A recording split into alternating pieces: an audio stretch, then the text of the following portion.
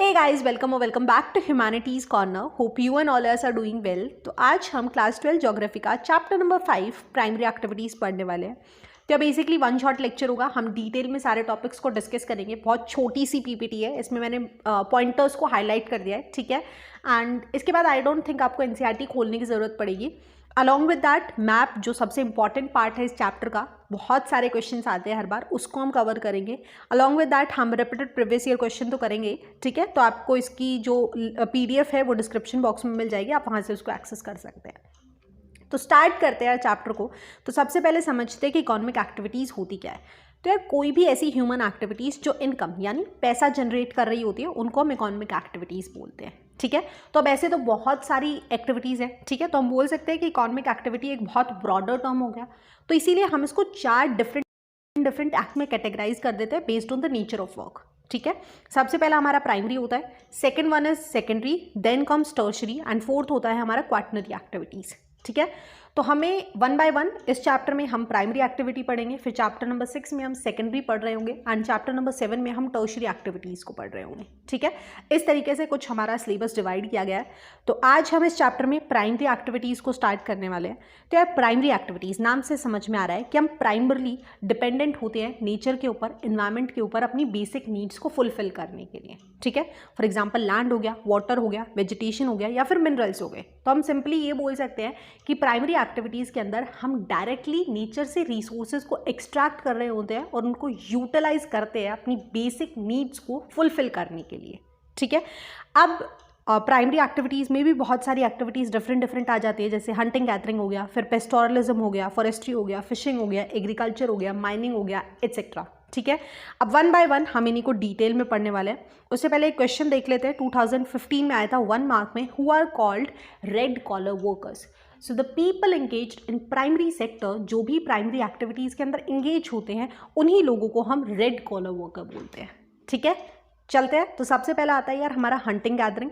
Oldest economic activity है, हम सबको पता है. जब ह्यूमन बींग्स एग्जिस्ट कर रहे थे इस अर्थ के ऊपर तो उनके पास 2 ही ऑप्शंस थे सस्टेन करने के लिए, या तो वो किसी एनिमल को हंट करके खा ले या फिर वो गैदर कर ले कोई भी प्रोडक्ट फॉरेस्ट से और उससे अपना जीवन गुजार ले, जीवन यापन कर ले, ठीक है. तो वन बाय वन पढ़ते हैं हंटिंग और गैदरिंग को डिटेल में. तो यार हंटिंग ऐसे एरियाज़ में प्रैक्टिस की जाती है जहाँ पे या तो बहुत ज़्यादा सर्दी होती है या फिर बहुत ज़्यादा गर्म क्लाइमेट होता है. रीज़न क्योंकि वहाँ पे वेजिटेशन इतना लार्ज स्केल पे एग्जिस्ट नहीं करता है, तो उनके पास हंटिंग ही एक ऑप्शन बचता है, ठीक है. एंड इवन कोस्टल एरियाज़ के अंदर आज भी लोग फिश के ऊपर डिपेंडेंट होते हैं अपने लाइवलीहुड को सस्टेन करने के लिए, ठीक है. अब जो अर्ली हंटर्स होते थे यार वो बहुत प्रिमिटिव टूल्स का यूज़ करते थे, एरोज से बने होते थे, स्टोन से बने होते थे, ठीक है. तो इसीलिए जो हंटिंग होती थी वो काफ़ी लिमिटेड एक्सटेंट तक होती थी और उसका कोई भी कमर्शियल पर्पस नहीं होता था. लेकिन जैसे जैसे डेवलपमेंट होने लगी, टेक्नोलॉजी आने लगी और अच्छे टूल्स डेवलप होने लगे, हंटिंग अनलिमिटेड एक्सटेंट पे कैरी आउट की जाने लगी और अब वो सस्टेनेबल उससे हटके अब वो एक कमर्शियल फॉर्म में ट्रांसफॉर्म हो चुकी थी, ठीक है. अब जो एनिमल्स की स्किन थी उसका ट्रेड किया जाता था, उससे जो भी ये बैग्स होते हैं, लेदर के बेल्ट्स होते हैं, ये सब बनाई जानी थी. तो अब कहीं ना कहीं वो कमर्शियल एक्टिविटी में टर्न आउट हो गई थी. इसी वजह से हंटिंग को बैन कर दिया गया, बिकॉज इससे इवेंचुअली हमारी जो स्पीसीज थी बहुत सारी वो एक्सटेंट हो गई थी या फिर एंडेंजर होने की कगार पे आ गई थी, ठीक है. So that was about hunting, okay. अब सेकंड पे आता है तो दैट इज़ गैदरिंग. गैदरिंग का मतलब जो ट्राइबल पीपल होते हैं स्पेशली वो फॉरेस्ट एरिया के अंदर जाके वहाँ से जो भी प्रोडक्ट्स होते हैं, कोई फ्रूट हो गया, वेजिटेबल हो गया, बाकी इन सबको कलेक्ट कर लेते हैं एंड कुछ को वो खा लेते हैं एंड बाकी चीज़ों को मार्केट में सेल करके वो थोड़ा बहुत पैसा कमा लेते हैं, ठीक है. तो दोनों ही प्लांट्स और एनिमल्स पे डिपेंडेंट होते हैं और बहुत स्मॉल कैपिटल इन्वेस्टमेंट चाहिए, कोई भी हाई लेवल ऑफ टेक्नोलॉजी की ज़रूरत नहीं होती है, ठीक है. अब जो यील्ड होती है, यील्ड यानी कि जो प्रोडक्शन हुई पर पर्सन वो बहुत ज़्यादा कम होती है, ठीक है. बैरली ही वो सस्टेन कर पाते हैं एंड सरप्लस तो होता ही नहीं है, ठीक है. लेकिन आज के टाइम पे अगर हम देखते हैं तो गैदरिंग काफ़ी हद तक मार्केट ओरिएंटेड होती जा रही है और कमर्शियल होती जा रही है. रीज़न क्या है, बहुत सारे फॉरेस्ट प्रोडक्ट्स ऐसे हैं जिनसे दवाइयाँ बनती है, जैसे बाग से कुनीन बनता है, लीव्स से ब्रेवेजेस बनती है, ड्रग्स बनते हैं, बहुत सारे कॉस्मेटिक के हमारे प्रोडक्ट्स बनते हैं, ब्यूटी प्रोडक्ट्स बनते हैं, राइट. सिमिलरली नट्स को हम डायरेक्टली भी कंज्यूम कर रहे होते हैं और उनके ऑयल हम कंज्यूम करते हैं, ठीक है. सिमिलर जी जो ट्री का ट्रंक होता है उससे रबड़ बनता है, गम्स बनती है, रेसिन्स बनते हैं, ठीक है. तो कहीं ना कहीं गैदरिंग आज एक कमर्शियल फॉर्म ले रही है, ठीक है. लेकिन अगर हम ग्लोबल लेवल पे देखते हैं तो वो सिंथेटिक प्रोडक्ट से बहुत स्टिफ कंपटीशन भी फेस कर रहे हैं, बिकॉज ऑब्वियसली सिंथेटिक प्रोडक्ट काफ़ी चीप होता है और इनसे बेटर क्वालिटी का होता है, ठीक है। So that was about gathering. आप क्वेश्चन देख लेते हैं, 2018 में आया था 5 नंबर में। यही कहा गया है कि gathering and hunting are the primitive economic activities meant for the subsistence of tribal societies, but in modern times gathering is market oriented and has become commercial, explain the statement. ठीक है, अब question 5 number में आ गया। अब काफ़ी लोग confuse हो जाएंगे कि लिखे क्या, पैराग्राफ तो एक ही था। तो ऐसे आंसर्स को आंसर करने का सबसे सिंपल तरीका ये होता है, पहले हम गैदरिंग को एक्सप्लेन करेंगे जो हम पढ़ के आए हैं पिछली स्लाइड पे, फिर हम हंटिंग को एक्सप्लेन करेंगे और फिर हम बताएंगे, थोड़ी सी इंपॉर्टेंस लिख देंगे और उसके बाद जो हमारा मेन क्वेश्चन है हम उसके ऊपर आएंगे कि किस तरीके से गैदरिंग मार्केट ओरिएंटेड है और कमर्शियल बन रही है। एंड फिर हम लिख देंगे इसका एक ड्रॉबैक भी है कि in global market they are facing a very stiff competition from synthetic material. ठीक है, सो वो हो गया क्वेश्चन। अब आते हैं मैप वर्क पे।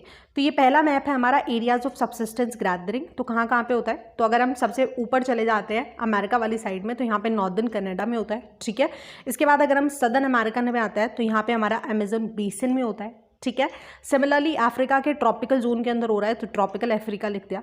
ठीक है, इसके अलावा नॉर्थ यूरेशिया, अब काफ़ी लोग यूरेशिया में कंफ्यूज हो जाते हैं। तो यूरेशिया वो पार्ट होता है जो यूरोप और एशिया दोनों ही कॉन्टिनेंट्स में लाया करता है। ठीक है, इसके अलावा ऑस्ट्रेलिया के नॉर्दर्न फ्रिंजेस के अंदर प्रैक्टिस किया जाता है। ठीक है, तो अब इस चैप्टर के मैप्स को याद करने का यार सबसे सिंपल ट्रिक ये है कि ये जो मैप है ये बुक वाला ये है एग्जैक्टली, और यहाँ पे ऑलरेडी बुक में जो ऑप्शंस हैं हमारा जो भी एरिया है उसको हाईलाइट करके दिया है, ये डार्क शेड में। ठीक है, तो एग्जैक्टली अपनी बुक उठाओ और ये नाम वहाँ पे लिख दो।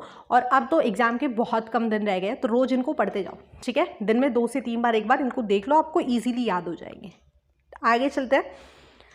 सो नेक्स्ट जो हमारी प्राइमरी एक्टिविटी आती है वो आती है पेस्टोरलिज्म। तो पेस्टोरलिज्म का मतलब होता है रियरिंग ऑफ एनिमल। ठीक है, तो क्योंकि हंटिंग एक अनसस्टेनेबल एक्टिविटी है तो लोगों को क्या लगने लगा, after a point of time उन्हें समझ में आता है कि रैदर देन किलिंग एनिमल्स हम उनको पाल लेते हैं, रियर कर लेते हैं और उनसे जो भी प्रोडक्ट्स मिलेंगे कुछ को बेच देंगे और कुछ को हम खुद कंज्यूम कर लेंगे ताकि हम सस्टेन कर पाए।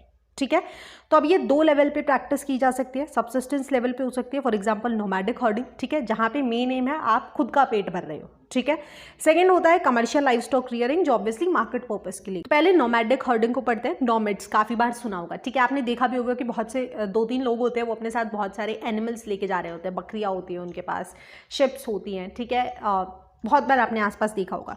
तो बेसिकली ये प्रिमिटिव सबसिस्टेंस एक्टिविटी है, बहुत पुराने टाइम से चलती आ रही है। बेसिक गोल इसका खुद का पेट पालना है। ठीक है, सबसिस्टेंस एक्टिविटी है। तो ये जो हर्डर्स होते हैं, जो ये 4-5 लोग होते हैं, ये इन एनिमल्स के ऊपर ही डिपेंडेंट होते हैं for their food, clothing, shelter, tools and transport. ठीक है, अब बेसिकली यार ये एक जगह से दूसरे प्लेस पर ट्रैवल करते हैं along with their live stock. Live stock का मतलब होता है एनिमल। ठीक है, कंफ्यूज मत हो जाना। अब हमें हिमालयाज़ के अंदर काफ़ी सारे ऐसे ट्राइबल ग्रुप्स मिलते हैं जिनका प्रॉपर नाम होता है, जैसे गुज्जर्स हो गए, बकराल्स हो गए, गद्दीज हो गए, भोटिया हो गए। ठीक है, अब ये जो मूवमेंट है अपने लाइव स्टॉक के साथ एक प्लेस से दूसरे प्लेस पर, इस प्रोसेस को यार हम बोलते हैं trans humans, the process of migration. अब बेसिकली ये जो नोमैड्स होते हैं ये गर्मियों यानी समर के टाइम पे प्लेन एरियाज से माउंटेन्स की तरफ ट्रैवल करते हैं, बिकॉज वहाँ पे उस टाइम पे बहुत सारी वेजिटेशंस हो रही होती है एंड क्लाइमेट काफ़ी सूटेबल होता है। ठीक है, सिमिलरली ये सर्दियों में क्या करते हैं, ये माउंटेन से उतर के वापस से प्लेन एरियाज में आ जाते हैं, बिकॉज ऑब्वियसली माउंटेन्स में बहुत ज़्यादा सर्दी हो गई है। ठीक है, तो ये होता है ट्रांस ह्यूमन्स का प्रोसेस। गर्मियों में प्लेन एरियाज से ऊपर गए माउंटेन की तरफ और सर्दियों में माउंटेन से वापस प्लेन एरियाज में आए, क्योंकि माउंटेन्स में बहुत ज़्यादा सर्दी हो गई है, वेजिटेशन अब उतनी प्रॉपरली उनको मिल नहीं पाएगी, इसीलिए वो प्लेन एरिया में माइग्रेट कर जाते हैं और इसको हम क्या बोलते हैं, ट्रांस ह्यूमन्स। बहुत इंपॉर्टेंट टॉपिक है। ठीक है, याद रखना, 1 मार्क में आ सकता है।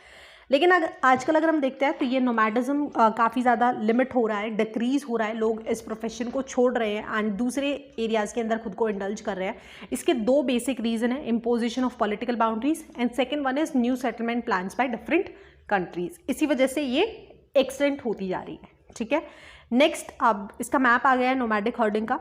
तो बेसिकली हमारे पास 3 बेल्ट्स हैं। पहली बेल्ट है हमारी यूरेशिया के अंदर जो टुंड्रा रीजन के अंदर लाई करती है। ठीक है, दूसरी बेल्ट हमारी थोड़ी काफ़ी बड़ी फैली हुई है, ये शुरू होती है नॉर्थ अफ्रीका के सहारा डेजर्ट से। ठीक है, इसके बाद ये मंगोलिया, फिर चाइना, इसके बाद अरेबियन पेनिनसुला और ट्रॉपिकल अफ्रीका को कनेक्ट करती है। ये है हमारी सेकेंड बेल्ट।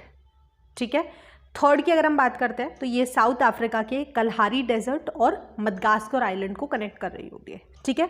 तो ये था हमारा नोमैडिक हर्डिंग का मैप। अगेन अपनी बुक के अंदर वहीं पे टिक कर लेना और लिख लेना और रोज इनको एक बार रिवाइज करना है, ठीक है। नेक्स्ट प्राइमरी एक्टिविटी पे चलते हैं, तो that is commercial livestock rearing, ठीक है। तो अगर हम इसकी बात करते हैं तो कंपेयर टू नोमैडिक हर्डिंग ये काफ़ी ज़्यादा स्पेशलाइज्ड होती है और इसमें एक ही तरीके के एनिमल्स को रेयर किया जाता है। एंड नाम से समझ में आ रहा है इसका बेसिक पर्पस कमर्शियल होता है, पैसा कमाना होता है, ठीक है।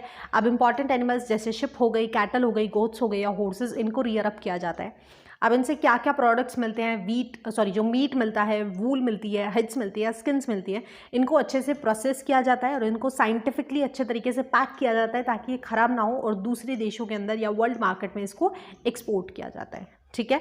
अब इस जो प्रोसेस होता है इसमें मेजर एम्फेसिस होता है ब्रीडिंग के ऊपर, डिजीज़ कंट्रोल के ऊपर, प्रॉपर वेटनरी सर्विसेज होती हैं, जेनेटिक इंप्रूवमेंट के ऊपर एंड हेल्थ ऑफ एनिमल्स के ऊपर। तो यहाँ पे एनिमल पे बहुत ज़्यादा ध्यान दिया जाता है, ठीक है। एंड अगर हम कंपेयर करते हैं नॉमैड्स से तो वो उनके लिए कोई भी प्रॉपर लाइफ स्टॉक नहीं होता था, वो ऐसे ही घूमते रहते थे, रास्ते में जो घास मिल गई वहीं पर रुक के उनके एनिमल्स ने चर ली वो, ठीक है, इस तरीके से चलता था।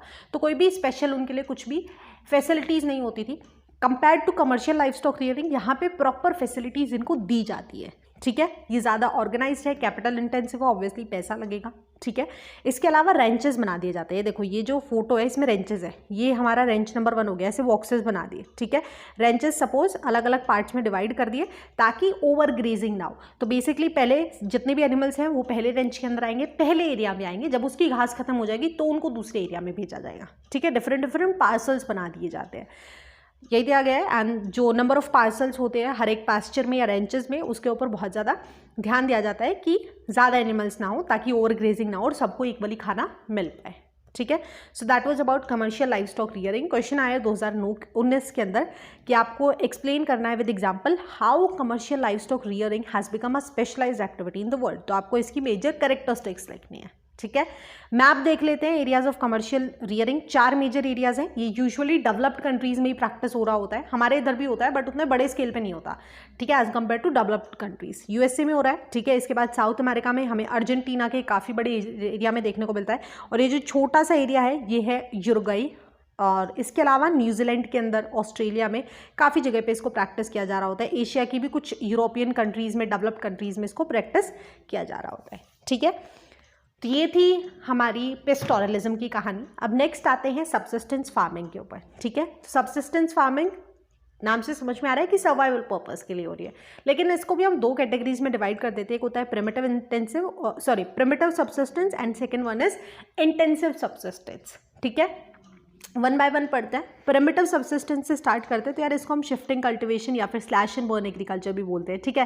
पहले से पढ़ते हैं, बहुत इजी है। क्या करेंगे, जो भी ट्राइबल ग्रुप होगा वो फॉरेस्ट के किसी भी छोटे से एरिया को क्लीन कर देगा। कैसे क्लीन करेगा, आग लगा देगा और जो फायर लगने के बाद जो एशेस बचेगी उससे सॉइल की फर्टिलिटी इन्हांस हो जाएगी। प्रिमिटिव टूल्स का यूज़ किया जाएगा, जैसे स्टिक्स हो गई, होज हो गई। कोई भी इरीगेशन नहीं दी जाती है, रेन के ऊपर ही डिपेंडेंट होते हैं, ठीक है। अब और अपनी क्रॉप को सिंपली ग्रो कर देते हैं और उससे जो भी फसल होती है उससे अपना पेट भर लेते हैं, ठीक है। अब 3 से 5 साल बाद जब ये सॉइल अपनी फर्टिलिटी लूज कर देती है तो फार्मर्स उस प्लेस को छोड़ के किसी दूसरे पैच के ऊपर शिफ्ट कर देते हैं एंड अगेन वही साइकिल दोबारा से स्टार्ट हो जाती है। उसको वो क्लियर करते हैं, आग लगाते हैं। आग लगाने से फर्टिलिटी मेंटेन हो जाती है, बारिश आने से क्रॉप्स की ग्रोथ हो जाती है, ठीक है। अब प्रॉब्लम क्या है कि cycle of jhum become less and less due to loss of fertility in different parcels, क्योंकि फॉरेस्ट एरिया आज के टाइम पे बहुत लिमिटेड हो गया है, ठीक है। अब अलग अलग नामों से ये जानी जाती है। नॉर्थ ईस्टर्न स्टेट्स के अंदर हम इसको झूमिंग बोलते हैं, अमेरिका में इसको मिल्पा बोला जाता है एंड इंडोनेशिया और मलेशिया के अंदर इसको लदांग बोला जाता है, ठीक है। ये था प्रिमिटिव सबसिस्टेंस। ईजीली हम लिख सकते हैं, हम 5th-6th क्लास से पढ़ते आ रहे हैं यार, ठीक है। नेक्स्ट आता है इंटेंसिव सबसिस्टेंस। तो ये थोड़ा सा मॉडर्न फॉर्म है उसका। वो प्रिमिटिव था कि उसके अंदर कुछ भी एक्स्ट्रा इनपुट हम नहीं लगा रहे थे, कोई भी फैसिलिटी नहीं थी। इसमें थोड़ी सी फैसिलिटीज़ हो जाती है। ये जो हमारे एशिया के डेंसली पॉपुलेटेड मॉनसून एरियाज़ होते हैं उसमें प्रैक्टिस की जाती है। अब ये भी फर्दर 2 कैटेगरीज में कैटेगराइज हो जाती है। पहली होती है ऐसी एग्रीकल्चर जहाँ पे वेट पैडी कल्टिवेशन होती है, यानी चावल उगाया जाता है। And second one is dominated by crops other than paddy, ठीक है। तो dominated by wet paddy cultivation first वाला पढ़ लेते हैं।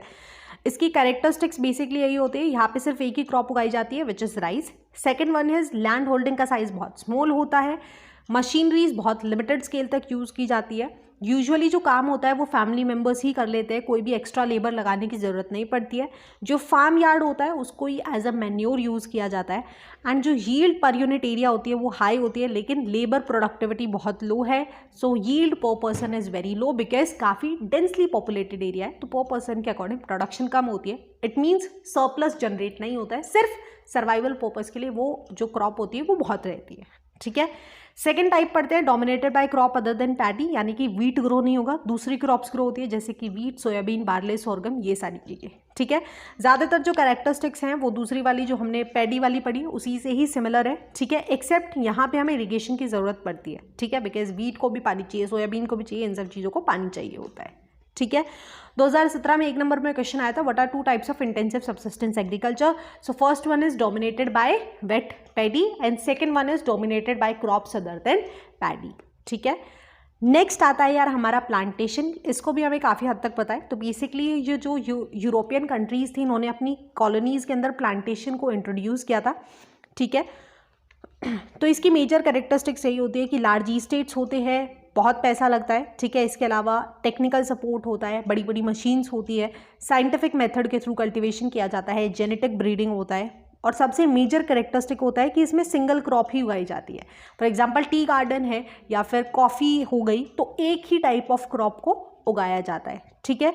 चीप लेबर होता है बिकॉज ऑब्वियसली इन्होंने अपनी कॉलोनीज़ के अंदर स्टार्ट की थी, तो वहाँ पर बहुत कम पैसों पर वो लोगों को हायर कर लेते थे, ठीक है। और सबसे इम्पॉर्टेंट हमें एक अच्छा ट्रांसपोर्ट नेटवर्क चाहिए होता है ताकि हम सामान को डायरेक्टली मार्केट्स तक सप्लाई कर सके और पैसा कमाया जा सके, ठीक है। ये कमर्शियल पर्पज़ के लिए की जाती है। मेन एग्जांपल इसके टी हो गया, कॉफ़ी हो गया, कोको, रबर, पाइनएप्पल, बनाना, शुगर केन एटसेट्रा, ठीक है। अब यहाँ पे कुछ एग्जाम्पल दिए गए हैं कि जो फ्रेंच थे उन्होंने वेस्ट अफ्रीका के अंदर cocoa and coffee plantation establish की थी। सिमिलरली ब्रिटिशर्स ने टी गार्डन्स लगाए थे इंडिया में, श्रीलंका में, ठीक है। इसी तरीके से ब्राज़ील के अंदर एक कॉफ़ी की जो ब्रीड है, जो प्लांटेशन है, वो आज भी यूरोपियंस के थ्रू मैनेज की जाती है। अदर देन दैट ऑलमोस्ट जो मेजॉरिटी ऑफ प्लांटेशन थी जब कॉलोनीज़ ख़त्म हुई, डीकॉलोनाइजेशन हुआ, तो जो वहाँ के लोग थे या जो सरकार थी उनको उनकी ओनरशिप मिल गई थी, ठीक है।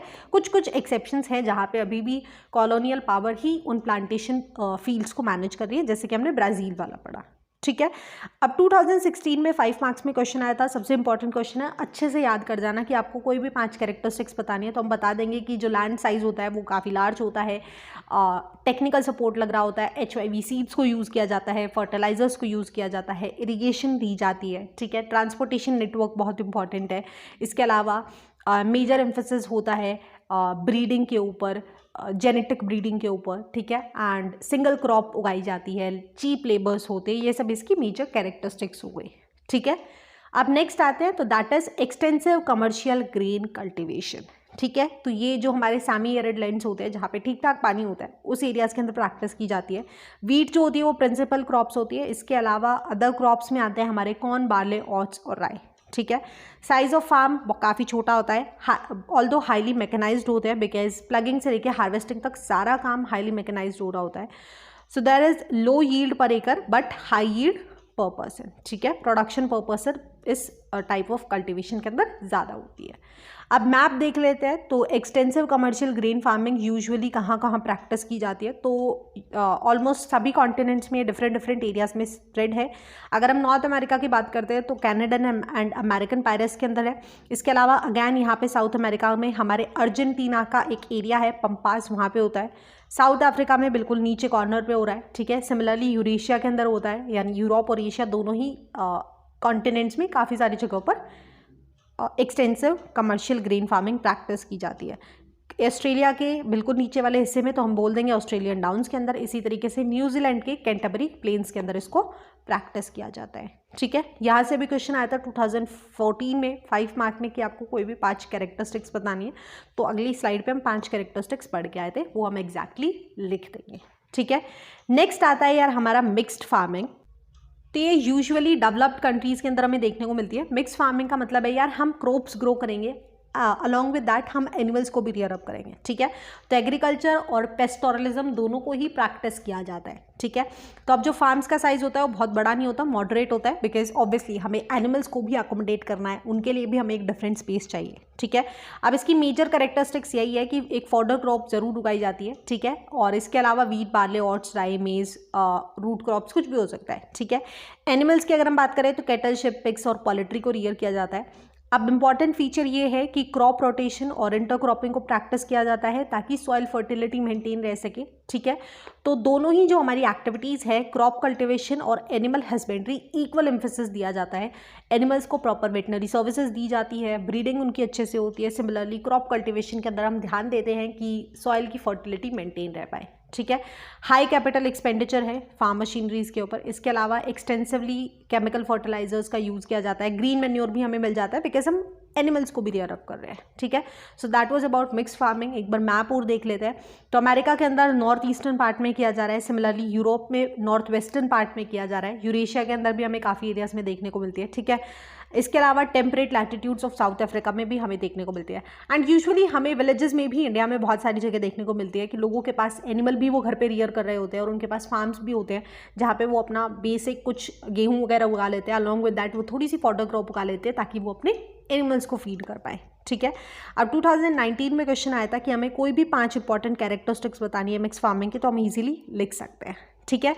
नेक्स्ट आता है यार हमारा डेयरी फार्मिंग। तो ये most advanced and efficient type of rearing है मिल्च एनिमल्स की।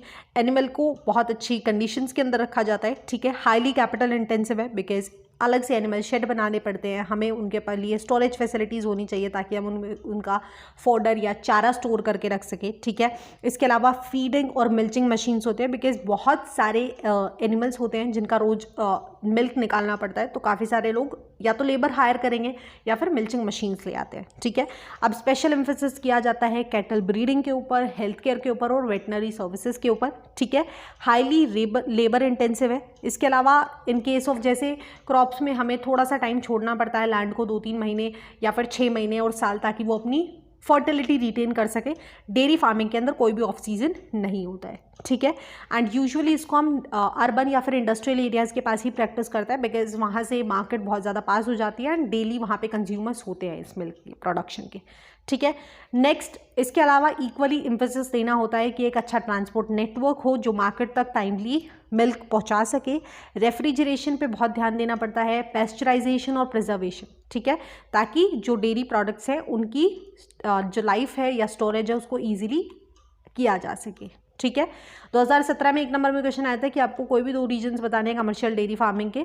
आगे मैप आएगा वो हम देख लेंगे। एक क्वेश्चन भी है, study the given map showing dairy farming regions carefully and answer the following question. जैसे 5 नंबर में आया था 2013 के अंदर। ऑल्दो सिलेबस के अंदर डेयरी फार्मिंग का मैप नहीं है तो आई डोंट थिंक क्वेश्चन आएगा, बट एक बार देख लेते हैं। पहला क्वेश्चन हमसे पूछा गया है कि ए और बी के आइडेंटिफाई करना है, तो ए हमारा Canada and north east USA है एंड बी वाला पोर्शन हमारा नॉर्थ वेस्टर्न यूरोप है। सेकंड क्वेश्चन में हमें डेयरी फार्मिंग को डिफाइन करना है तो हम इजीली कर सकते हैं। एंड थर्ड क्वेश्चन के अंदर हमें कोई भी 3 कैरेक्टरिस्टिक्स बतानी है तो हम बता सकते हैं रियली सॉरी कि फॉडर क्रॉप्स होती है, वेटनरी सर्विसेज के ऊपर प्रॉपर एम्फेसिस किया जाता है। इसके अलावा अच्छा ट्रांसपोर्टेशन नेटवर्क होना चाहिए, रेफ्रिजरेशन होना चाहिए, हाईली कैपिटल इंटेंसिव है, लेबर इंटेंसिव है, तो ये हम इसकी कैरेक्टरिस्टिक्स लिख सकते हैं, ठीक है। नेक्स्ट पे आता है तो दैट इज़ मेडिटेरियन एग्रीकल्चर। अब हमें नाम से समझना चाहिए कि ये मेडिटेरियन रीजन के अंदर जो क्रॉप्स उग रही होती है, ग्रो की जा रही होती है, जो मेडिटेरियन क्रॉप्स के, और इसी को ही हम मेडिटेरियन एग्रीकल्चर बोलते हैं, ठीक है।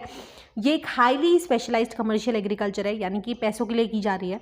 And this region is an important supplier of citrus fruit, ठीक है। एग्जाम्पल देखते हैं, जो हाई क्वालिटी ग्रेप्स होते हैं उनसे वाइन्स बनती है, ठीक है। इसके अलावा जो इन्फीरियर ग्रेप्स होते हैं उनको रेसेंस या करंट्स के अंदर ड्राई अप कर दिया जाता है, किशमिश, ठीक है, ये बन रही होती है। इसके अलावा ऑलिव्स और फिग्स भी प्रोड्यूस होते हैं। अब बेसिक एडवांटेज ये है कि इस एरिया के अंदर विंटर्स के टाइम पे बहुत जो इंपॉर्टेंट हमारे वैल्यूएबल क्रॉप्स है, फ्रूट्स और वेजिटेबल्स क्रॉप उगाए जाते हैं जिनकी बहुत हाई डिमांड होती है European and north American markets के अंदर, ठीक है। नेक्स्ट एक्टिविटी आती है यार हमारी मार्केट गार्डनिंग एंड हॉर्टिकल्चर। नाम से समझ में आ रहा है हॉर्टिकल्चर यानी फ्लावर प्रोडक्शन को बोलते हैं, ठीक है। एंड मार्केट गार्डनिंग से मतलब है हमारा फ्रूट एंड वेजिटेबल के प्रोडक्शन को लेके, ठीक है, तो वही लिखा हुआ है पहले पॉइंट के अंदर कि हाई वैल्यू क्रॉप्स के अंदर ये स्पेशलाइज करता है, for example vegetables, fruits and flowers for urban market. अब जो फार्म्स का साइज़ होता है वो काफ़ी ज़्यादा छोटा होता है, ठीक है, और एक गुड ट्रांसपोर्टेशन नेटवर्क चाहिए होता है ताकि प्रोडक्ट्स को टाइमली मार्केट के अंदर सप्लाई किया जा सके, ठीक है। इसके अलावा both labour and capital intensive, अच्छा खासा पैसा भी चाहिए होता है और बहुत से लेबर्स की भी रिक्वायरमेंट होती है। अब यहाँ पे यार मेजर एम्फेसिस हमारा होता है इरिगेशन के ऊपर, HIV सीड्स के ऊपर, फर्टिलाइज़र और इंसेक्टिसाइड्स का काफ़ी हद तक यूज़ किया जाता है ताकि उनको ज़्यादा टाइम तक प्रोटेक्ट करके रखा जा सके, ठीक है। इसके अलावा जो ठंडे रीजन होते हैं वहाँ पे आर्टिफिशियल हीटिंग होती है, यानी ग्रीन हाउसेस बनाए जाते हैं, वो कांच के ग्लास लगा के वो बनता है ना, पढ़ के आए हम 5th-6th क्लास में पढ़ा था कभी, ठीक है। इसके अलावा एग्जाम्पल यही दिया गया है कि फॉर एग्जाम्पल नीदरलैंड के अंदर ट्यूलिप्स स्पेशलाइज होते हैं और नीदरलैंड से ही बाकी यूरोपियन सिटीज़ के अंदर वो ट्रांसपोर्ट हो रहे होते हैं, ठीक है। अब दो इंपॉर्टेंट टर्म्स है, एक है ट्रक फार्मिंग और एक है फैक्ट्री फार्मिंग। तो ट्रक फार्मिंग यार उन एरियाज़ को, ऐसे एरियाज़ जहाँ पे वेजिटेबल ही ज़्यादातर प्रोड्यूस की जा रही होती है, वो स्पेशलाइज ही वेजिटेबल्स ग्रो करने में करता है, उन एरियाज़ की फार्मिंग को हम ट्रक फार्मिंग बोलते हैं, बिकॉज ऑब्वियसली जो वेजिटेबल होती है वो ट्रक्स के अंदर लोड्स होके मार्केट तक सप्लाई हो रही होती है, तो वहाँ से इसका नाम आया है ट्रक फार्मिंग, ठीक है। सिमिलरली फैक्ट्री फार्मिंग का मतलब है हमारा लाइव स्टॉक से, यानी एनिमल रियरिंग से, बिकॉज इनको मैन्युफैक्चर्ड फीड स्टफ या फिर मैन्युफैक्चर्ड जो फोडर होता है उसको फीड किया जाता है, इसीलिए उसको फैक्ट्री फार्मिंग बोलते हैं। कैपिटल इंटेंसिव है, हाईली मैकेनाइज्ड है, ठीक है। इसके अलावा इंपॉर्टेंट फीचर मेजर सेम है यार, हमने पेस्टोरलिज्म के अंदर अगर हम देखते हैं तो जो हमारा डेयरी फार्मिंग आ गया, या फिर एक और पढ़ के आए थे जिसके अंदर मिक्स्ड फार्मिंग में भी, तो बेसिक वही लिखना है कि एनिमल्स के ऊपर बहुत ज़्यादा फैसिलिटीज़ पे इन्वेस्ट किया जा रहा होता है, उनकी ब्रीडिंग सर्विसेज होती है, वेटनरी सर्विसेज होती है, टाइम टू टाइम उनको दवाइयाँ लगाई जाती है ताकि डिजीज़ से प्रोटेक्ट किया जा सके, ठीक है। तो यही हमें बेसिकली इसमें लिखना है, ठीक है। अब हमारी एक और तरीके की फार्मिंग है, that is based on ownership. तो उसमें दो कैटेगरीज में डिवाइड किया गया है। First one is cooperative farming and second one is collective farming, ठीक है। नाम से ही समझ में आ रहा है, बहुत सिंपल है। पहले पढ़ते हैं कोऑपरेटिव को, ठीक है। कोऑपरेटिव यानी काफ़ी सारे जो फार्मर्स हैं वो साथ में मिलकर कोऑपरेट कर रहे हैं, अपने रिसोर्सेज को उन्होंने साथ में लिया है, ठीक है, एक दूसरे के साथ यूज़ कर रहे हैं। जैसे सपोज मेरे पास ट्रैक्टर है और आपको ट्रैक्टर चाहिए तो मैं आपको दे दूँगी, ठीक है। सिमिलरली आपके पास रूरल एरियाज़ के अंदर यूजुअली काफ़ी सारे जो लोग होते हैं वो एक ही सबमर्सिबल के थ्रू डिफरेंट टाइमिंग के ऊपर पानी सप्लाई कर रहे होते हैं, ठीक है। तो वो होता है कोऑपरेटिव फार्मिंग। सेकेंड, इसमें इंडिविजुअल जो फार्म्स होते हैं वो इंटैक्ट होते हैं, मतलब मेरी लैंड मेरी, आपकी लैंड आपकी है, बस इट्स जस्ट कि हमने अपने रिसोर्सेज को एक्सचेंज कर लिया है वॉलेंट्रली, ठीक है। अब कोऑपरेटिव सोसाइटीज़ भी लोग मिलके बना लेते हैं कि हम 5-7 जो फार्मर्स हैं उन्होंने बना ली और हमारा एक हेड है, ठीक है, जो इवेंचुअली हमें हेल्प कर रहा है कि हम अपने इंपॉर्टेंट इनपुट्स को प्रोक्योर कर पा रहे हैं, ठीक है। टाइमली हमें सीड्स मिल रहे हैं, टाइमली हमें जो भी मशीन्स चाहिए वो मिल रही है, ठीक है। अलॉन्ग विद दैट वो हमें हेल्प करते हैं कि हम अपने प्रोडक्ट्स को फेवरेबल प्राइसेस के अंदर मार्केट में सेल कर पा रहे हो, ठीक है। इसके अलावा they help us produce quality products at cheaper rates, ठीक है। एंड बहुत सारी कंट्रीज़ हैं, यूजुअली डेवलप्ड कंट्रीज़ है, Denmark, Netherland, Belgium, Sweden, Italy, यहाँ पे बहुत सक्सेसफुली इस मॉडल को प्रैक्टिस किया जा रहा है, ठीक है। तो वो वॉलेंट्रली था कि कुछ लोगों ने मिलकर कोऑपरेट कर लिया। कलेक्टिव फार्मिंग यार USSR के अंदर इंट्रोड्यूस किया गया था, कॉलकाज मॉडल के नाम से था, ठीक है। इसका बेसिक आइडिया सोशल ओनरशिप होता है। हम चैप्टर नंबर 2 जो है हमारा पॉलिटिकल साइंस का USSR के ऊपर, आई डोंट नो चैप्टर का नाम एग्जैक्टली क्या है, मैं भूल गई हूँ, end of bipolarity I guess, मेरे चैनल पे अपलोडेड है, आप उसको चेक कर सकते हो। तो बेसिकली उसमें यही था कि जो USSR की गवर्नमेंट थी वो सारी लैंड को ओन करती थी, ठीक है। वहाँ पे कोई भी प्राइवेट लैंड वाला कॉन्सेप्ट नहीं था, सारी लैंड गवर्नमेंट के नाम थी, जो भी एसेट्स थे। तो बेसिकली यही होता था कि वहाँ के जो फार्मर्स होते थे उनको थोड़ा सा हिस्सा दे दिया जाता था जिसके ऊपर वो अपने सर्वाइवल के लिए क्रॉप्स ग्रो कर सकते थे। They were allowed to retain very small plots, ठीक है, 4th पॉइंट में लिखा हुआ है, अपनी बेसिक नीड्स के लिए। और जो बाकी का जो लैंड होता था उसके ऊपर वो काम करते थे और वो जो प्रोडक्शन होती थी वो गवर्नमेंट के पास जाती थी, ठीक है। तो फार्मर्स यहाँ पे भी अपना सारा रिसोर्सेज ऑब्वियसली गवर्नमेंट का ही है, तो it is based on social ownership. तो कोऑपरेटिव फार्मिंग एक वॉलेंट्रली है, यानी लोगों ने इच्छा अनुसार, ठीक है, अपनी मर्जी से वो ग्रुप बनाया। और कलेक्टिव फार्मिंग के अंदर वो सोशल ओनरशिप है, वो गवर्नमेंट का एक स्ट्रक्चर है, ठीक है, वहाँ पर ये होता है।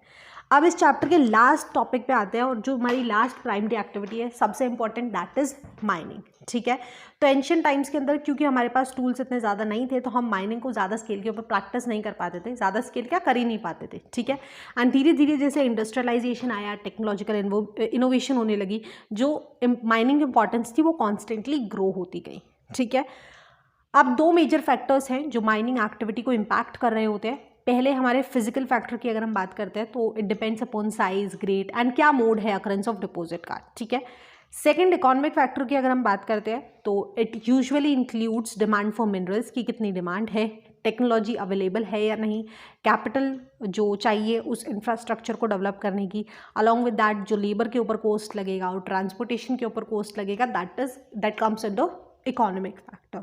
ठीक है, अब मेथड्स ऑफ माइनिंग, बेसिकली दो मेथड है हमारे, पहला है हमारा सरफेस माइनिंग और दूसरा है हमारा अंडरग्राउंड माइनिंग। ठीक है, इस स्लाइड पे मैं हाईलाइट करना भूल गई हूँ बट मैं अंडरलाइन कर दूंगी। ठीक है, वन बाय वन पढ़ते हैं। तो पहले आती है हमारी सरफेस माइनिंग, इसको हम ओपन कास्ट माइनिंग भी बोलते हैं। नाम से समझ में आ रहा है कि सरफेस के ऊपर ही मिनरल्स हैं तो हमें ज़्यादा नीचे तक खुदाई नहीं करनी है। ठीक है, वहीं से ही निकल जाएगा मिनरल। ठीक है, तो इसीलिए ये ईजीएस्ट है, cheapest way to extract minerals because surface के काफ़ी क्लोज होते हैं वो। ठीक है, इसकी में बेसिक हमारी थोड़ी बहुत ओवरहेड कॉस्ट लग रही होती है, जैसे कि कुछ सेफ्टी प्रिकॉशंस चाहिए होती है, इसके अलावा इक्विपमेंट्स चाहिए होते हैं। ठीक है, एंड आउटपुट जो होता है इसमें वो बहुत ज़्यादा लार्ज होता है, बहुत ज़्यादा प्रोडक्शन हमें ईजिली मिल जाती है बिकॉज सरफेस के बिल्कुल पास है हमारी ओर्स। ठीक है, और रैपिड भी है, जल्दी भी हो जाता है। ठीक है, लेकिन सेकेंड टाइप ऑफ माइनिंग है दैट इज अंडरग्राउंड माइनिंग। नाम से समझ में आ रहा है कि हमें नीचे तक जाना होगा मिनरल्स को एक्सट्रैक्ट करने के लिए। ठीक है, इसीलिए हम इसे शाफ्ट मेथड भी बोलते हैं बिकॉज ओर जो है हमारी वो नीचे लाई कर दी है, डीप बिलो द सरफेस। अब क्या होता है, यहाँ पे वर्टिकल शेफ्ट्स अंदर डाले जाते हैं, कुछ पाइप की तरह का स्ट्रक्चर होता है। ठीक है, उसके बाद मिनरल्स को एक्सट्रैक्ट किया जाता है एंड उनको ऊपर सरफेस तक लाया जाता है। अब इसमें यार बहुत सारी स्पेशली डिज़ाइन लिफ्ट्स चाहिए होती है, ड्रिल्स चाहिए होती है, हॉलेज व्हीकल्स चाहिए होते हैं जो इनको ट्रांसपोर्ट करते हैं। इसके अलावा वेंटिलेशन सिस्टम चाहिए होता है, सेफ्टी के अंदर बहुत ज़्यादा पैसा इन्वेस्ट होता है। ठीक है, एंड ये बहुत रिस्की है बिकॉज पॉइजनस गैसेज होती है अंदर, फायर होती है, फ्लड होती है, केविंग और बहुत से फैटल एक्सीडेंट्स हो सकते हैं। ठीक है, तो ये दो तरीके थे। सरफेस माइनिंग जो हमारी मिनरल है, जो हमारी ओर है वो सरफेस के ऊपर ही है, ज़्यादा हमें नीचे तक खोदना नहीं पड़ेगा, हम इजीली उसको एक्सट्रैक्ट कर सकते हैं। ठीक है, लेकिन अंडरग्राउंड माइनिंग के अंदर हमें काफ़ी सारे टेक्नोलॉजिकल एस्पेक्ट्स को टैकल करना पड़ता है, इसीलिए थोड़ा डिफिकल्ट होता है। ठीक है, तो 2017 में क्वेश्चन आया था, describe any 3 features of open cast mining, हम इजीली लिख सकते हैं। इसके अलावा 5 नंबर में भी पूरा क्वेश्चन आ सकता है। ठीक है, अब अगर हम डेवलप्ड और डेवलपिंग कंट्रीज़ का कंपैरिजन करते हैं in terms of extracting minerals तो हमें एक ह्यूज डिफरेंस देखने को मिलता है। तो यूजुअली जो डेवलप्ड इकोनॉमीज़ है वो माइनिंग से अब रिट्रीट होने लगी है, यानी अपना हाथ पीछे छुटाने लगी है बिकॉज ऑब्वियसली बहुत पैसा लगता है, हाई लेबर कॉस्ट है। ठीक है, प्रोसेसिंग एंड रिफाइनिंग। तो आज के टाइम पे जो डेवलप्ड कंट्रीज़ हैं वो माइनिंग या मिनरल से ऑल्टरनेट रिसोर्सेज को यूज़ करने लगी है, जैसे कोल को छोड़ के अब हम ज़्यादा ट्राई कर रहे हैं कि हम सोलर एनर्जी को एक्सट्रैक्ट कर पाए, विंड एनर्जी को एक्सट्रैक्ट कर पाए। तो उनका मेजर फोकस अब काफ़ी ज़्यादा शिफ्ट हो रहा है। ठीक है, वहीं अगर हम डेवलपिंग कंट्रीज़ की बात करते हैं तो बहुत सी अफ्रीकन अमेरिकन कंट्रीज़ ऐसी हैं, साउथ अमेरिकन, जिनकी 50% अर्निंग सिर्फ मिनरल से आती है। ठीक है, तो हम देख रहे हैं कि डेवलपिंग कंट्रीज़ बहुत ज़्यादा डिपेंडेंट है। कहीं ना कहीं डेवलप्ड कंट्रीज़ ने पास्ट में उनके पास एक अपर हैंड रहा था, एक एडवांटेज थी कि उनका इंडस्ट्रियलाइजेशन प्रोसेस काफ़ी पहले स्टार्ट हो गया था और अभी वो एक ऐसी स्टेज पे है कि वो धीरे धीरे उस जो हमारे कन्वेंशनल सोर्सेज ऑफ एनर्जी है, कोल हो गया, पेट्रोलियम हो गया, इसको कम कर सकते हैं and non conventional sources of energy को एक तरीके से यूज़ अप कर सकते हैं, ट्राई कर सकते हैं। ठीक है, अब आ जाते हैं MCQs पे। तो यहाँ पे हमारा चैप्टर जो डिटेल था, एक्सप्लेनेशन था, वो ख़त्म हो गया है। MCQs को स्टार्ट करते हैं। तो पहला क्वेश्चन है, in rural settlement people mainly depend on which of the following sectors for their livelihood. First option सही है, प्राइमरी एक्टिविटीज़। ठीक है, सेकंड क्वेश्चन में पूछा गया है कि कौन सी प्राइमरी एक्टिविटीज़ हैं इनमें से, so option number 1 pastoralism is the right answer. Third question में पूछा गया है choose the physical factor affecting mining, तो again D option size of occurrence of mineral deposit is the right answer. Next question है कि choose the feature of open cast mining, तो इसमें यही है कि फर्स्ट ऑप्शन सही है, सेकंड ऑप्शन लिफ्ट ड्रिल्स हम अंडरग्राउंड माइनिंग में यूज़ कर रहे होते हैं, गलत है। वेंटिलेशन सिस्टम भी हमें यूजुअली उसमें चाहिए होता है, हाई लेबर कॉस्ट भी हमारी उसमें लग रही होती है, तो option number A is the right answer. ठीक है, नेक्स्ट क्वेश्चन में पूछा गया है कि इनमें से प्लांटेशन एग्रीकल्चर का फीचर कौन सा है, तो first one is it is a single crop specialization is the right answer. Next हमसे पूछा गया है कि which of the following is related to kolkhoz, तो that is collective farming which was practised in USSR. ठीक है, अब next question में पूछा गया है choose the incorrect statement regarding commercial livestock rearing, तो कौन सी गलत है, तो पहली सही है, वेस्टर्न कल्चर से एसोसिएटेड है वे। इसके अलावा पार्सल्स बना दिए जाते हैं, ये भी सही है। They move from one place to another depending on amount of pasture, ये गलत है। ठीक है, नेक्स्ट आते हैं, तो पूछा गया विच of the following pair is correct, कौन सा करेक्ट है। फर्स्ट सही है बिकॉज मिक्स्ड फार्मिंग के अंदर पैडी डोमिनेट नहीं करती। मिक्स्ड फार्मिंग में हम दोनों ही एरियाज जो होते हैं pastoralism along with green cultivation पे फोकस कर रहे होते हैं, तो फर्स्ट ऑप्शन इसमें सही है, बाकी के सारे गलत है। सो है we came to the end of the video. I hope explanation अच्छा लगा हो, एंड अगर इस वीडियो से आपको थोड़ी बहुत भी हेल्प होती है तो यार प्लीज़ शेयर कर देना, it would mean a lot to me. And yeah that's all for today, see you in next, bye bye.